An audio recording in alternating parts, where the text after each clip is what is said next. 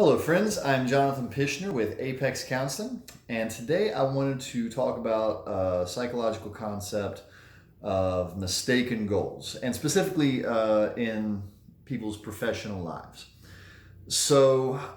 Specifically, when we talk about it in psychology, mistaken goal is basically something that looks like it is going to lead us to happiness or satisfaction if we achieve it, and it doesn't. So it's the thing we're aiming at, but it's actually the wrong target. That's why we call it a mistaken goal. So the reason that I want to bring this up is because there's a few mistaken goals in people's professional lives that show up a lot, and the unfortunate thing is that when they achieve them and then it doesn't bring happiness, that actually creates a lot of problems, a lot more problems than if they had been able to notice early on that this was not the correct thing to aim at. So I at least wanted to put this out there so that people had the opportunity to think about this concept before they go too far towards meeting a goal that's actually not going to bring happiness. So even though these come in many different shapes and sizes, there are three that really seem to pop up the most. So as far as mistaken goals professionally, one of the first ones that pops up is money. Because a lot of people pursue money and pursue larger and larger paychecks and salary rates because they think that's the thing that's going to actually create happiness. And while it's true, a lack of money can oftentimes create unhappiness, after a certain point, money no longer creates happiness for most people.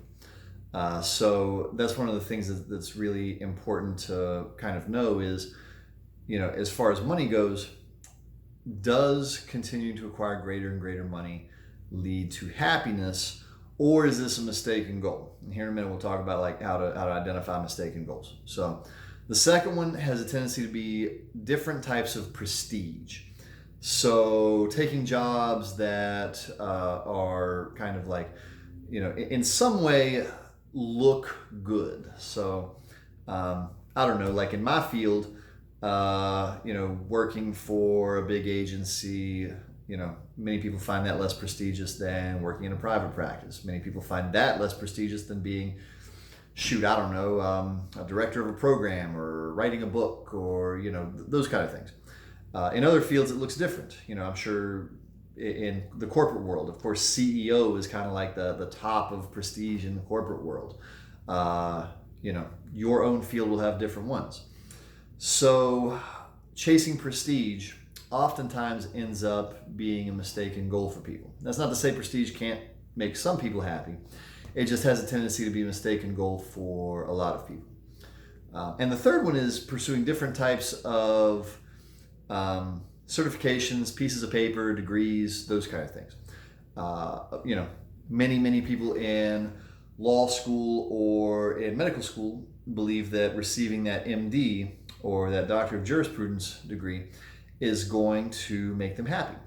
And it might, but a great many people accidentally wrap up their professional happiness in receiving that piece of paper, receiving those letters after their name, whatever thing.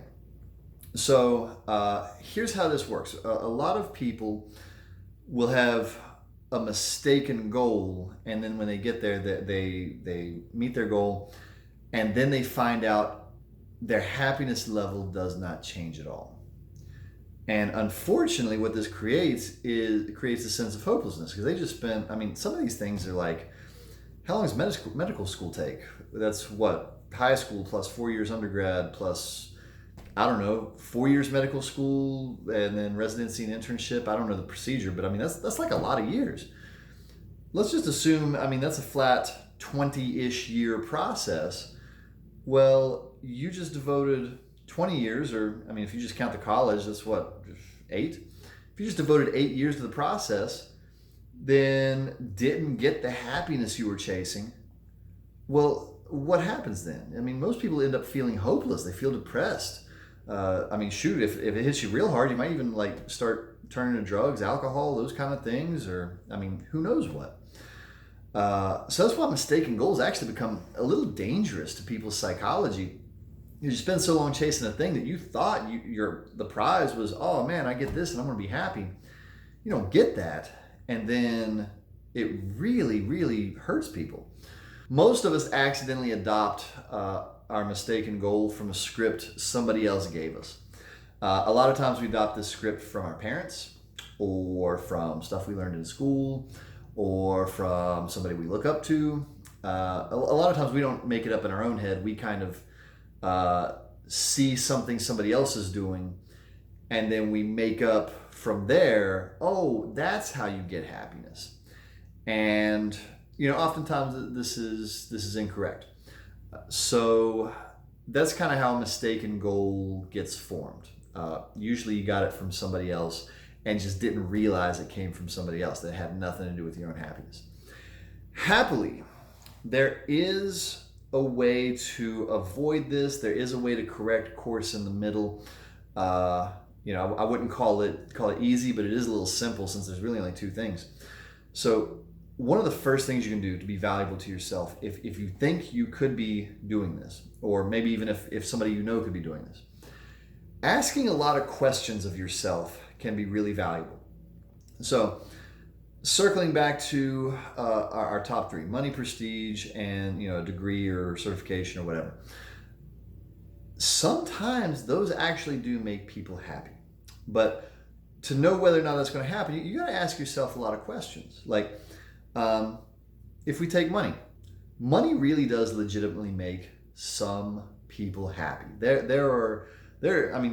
even have friends. Their favorite sport is keeping up with the Joneses or beating the Joneses. Like, having the nicest car, the nicest house, and the best vacations and whatever. If that's legitimately what's going to make you happy, perfect. That there's nothing further for me to say. But a lot of people imagine that they're going to reach this certain number in the bank account. Usually it's $1 million, but different amounts for different folks. And they actually become happy. But if you start asking, okay, well, how's that going to make me happy? What am I going to do with that that's going to bring happiness? Then you might actually have a chance of figuring out what's the real goal. What am I making up that, okay, if I get this much money, I'm gonna become happy? And so asking questions is the first part, and being honest with yourself, that's the second part.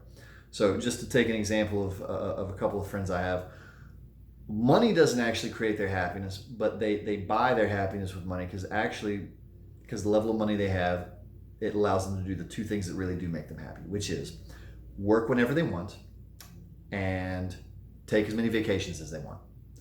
That's the actual two things that create those two people's happiness. So it's not the money, because if they were only being paid $5 a year, but they still got to have their needs met and work whenever they wanted and take as many vacations as they wanted, the money has nothing to do with it. They happen to be able to buy that with the money. So if they were chasing only the money, what would happen is they would just work more and they would take less vacations so they could get more and more money. And then they would be screwing up their real goal with the mistaken goal of money. That's how people fall into this.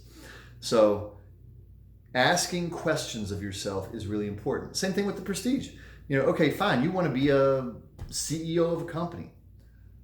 Why do you want to be a CEO of a company? How is that going to lead to happiness? If you're making up that, I'm going to be a CEO of a company, and then everybody's going to, tell me how much they're jealous of me. There's a great one. That's a mistaken goal, because probably that's not going to happen. People aren't going to come forward and be like, you know what, I used to make fun of you and now I'm jealous of you. That's not going to happen. But if you want to be CEO of a company, and because you just love attention and want to be on the front page of the Wall Street Journal, and that's the thing that makes you happy, okay, great. Maybe there's some chance of that. But the self-awareness and the honesty with yourself is the important part. And I say that like it's simple. As always in these videos, I say these things like they're simple. Being honest with yourself is kind of hard, because it's kind of hard to cut through the nonsense that we get from, wherever, from childhood messages, parents, TV, social media. friends, family. So I say, ask questions of yourself and be honest with yourself with the full recognition that that's actually difficult. That's why counselors help with this. So hopefully this information is useful to you. We're probably going to do a second part to this and do mistaken goals in people's personal lives because that's a much deeper subject. But, utilize this information. Hopefully be able to use it to identify your real goals early, start chasing happiness early, and not spend 10 years on a goal that is actually going to do not very much for you. So thank you so much for hanging out with me for a few minutes today. My name is Jonathan Pishner with Apex Counseling. I will see you guys next time.